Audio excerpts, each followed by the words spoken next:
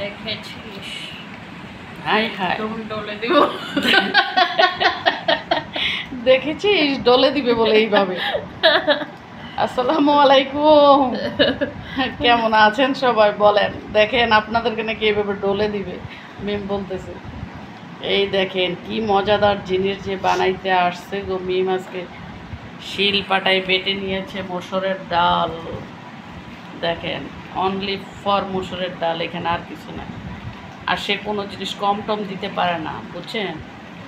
আপনার বড় হলুদ বলেন, মরিচ বলেন, মনটা বড় করে সর্বনাশ। তো এইখানে আসলে আমাদের তো আসলে সবাই অসুস্থ, জ্বর, মুখে মজা নাই কারো, সবার মুখে যাই খায় লবণ ভাল কম হয়েছে, তিতা ভালো লাগতেছে না, এই হলো কাহিনী সবার। তো এখন মিম বুদ্ধি করে হঠাৎ বলে যে ডালের বড়া করি। ডালের বড়া খাবা?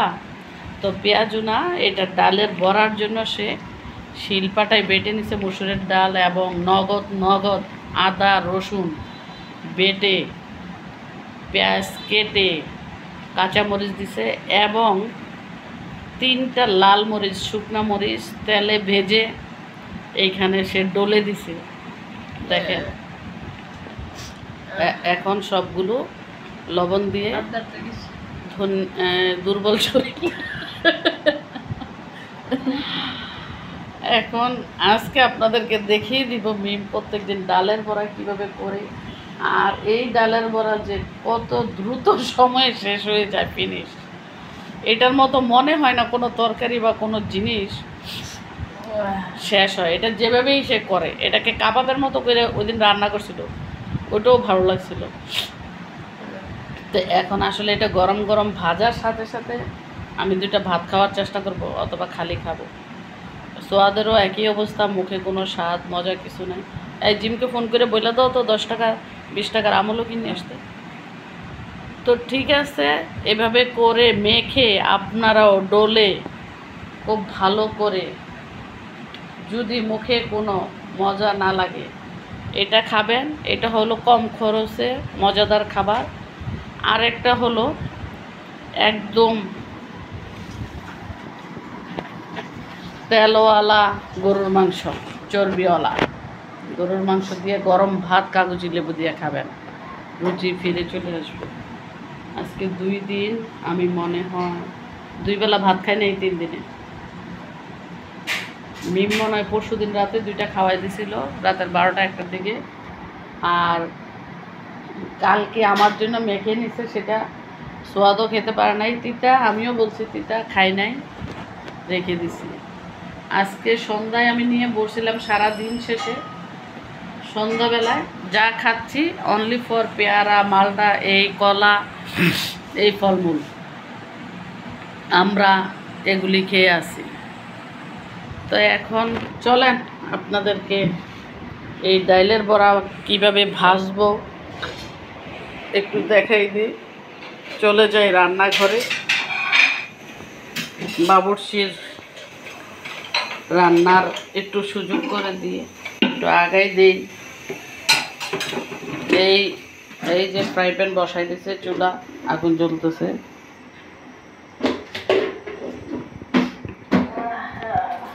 এখন এই যে এটা কিন্তু পেঁয়াজের মতো ডুবো তৈলে ভাজা হবে না, এটা যেহেতু বড়া একটু চ্যাপটা চ্যাপটা বড় বড় করে। এই দেখেন এমনি এই যে কেমনে এটাও সে দেখাচ্ছে।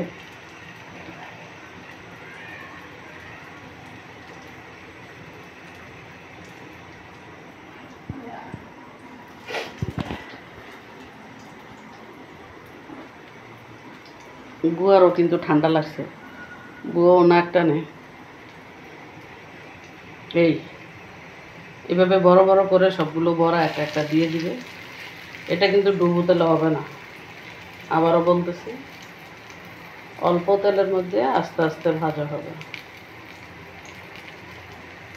এখানে 3-4টা লাল মরিচও ভাজা নিবি।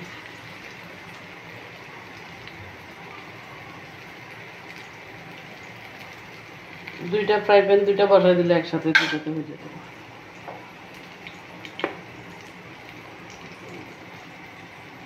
হয় নাই তো?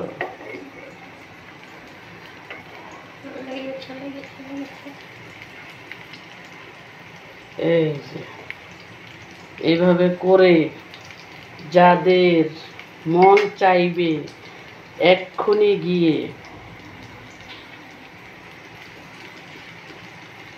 কয়টা ডাল ভিজিয়ে, এখানে কোনো মিক্স নাই, কোনো ভেজাল নাই, কোনো ময়দা নাই, চাল নাই, কিছু নাই, অনলি ফর শুধু মসুরের ডাল। এখানে মটরের ডালও নাই, শুধু মসুরের ডাল। মসুরের ডালটা খেতে এক মজা, আবার শুধু খেসারির ডাল দিয়ে মসুরের ডাল মিক্সড করে এটা এক মজা, আবার মটরের ডাল বিভিন্ন রকম ডাল মিক্সড করেও করা যায়, এটা আপনার ইচ্ছা যেভাবে করেন। তা আমাদের মোটামুটি রপ্তানি আছে মসুরের ডাল। হ্যাঁ, রপ্তানির মধ্যে কেজি 10 কেজি ছিল, এই জন্য এটাই চলে মসুরের ডাল। তো আপনারাও চাইলে এভাবে গরম গরম ভাতের সাথে এই ডালের বড়া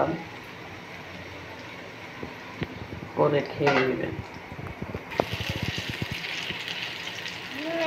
এই যে এইভাবে উল্টিয়ে পাল্টিয়ে ভেজে নেবেন।